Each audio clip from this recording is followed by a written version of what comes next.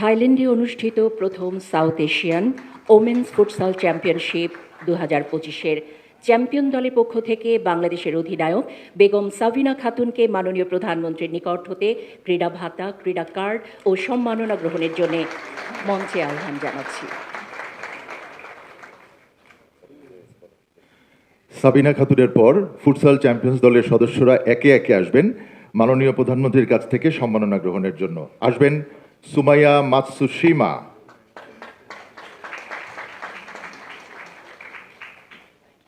পুরস্কার নিচ্ছেন সুমাইয়া মাতসুশিমা।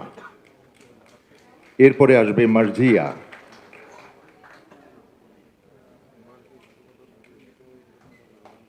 পুরস্কার নিতে যাচ্ছে মার্জিয়া।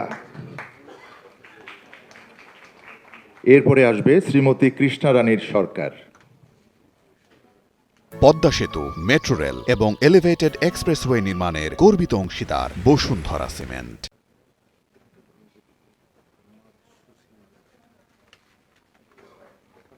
মাননীয় প্রধানমন্ত্রীর কাছ থেকে পুরস্কার নিচ্ছে শ্রীমতী কৃষ্ণা রানীর সরকার।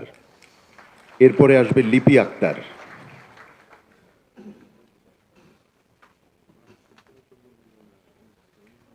পুরস্কার নিচ্ছে লিপি আক্তার। এরপরে আসবে নীলুফা ইয়াসমিন নীলা,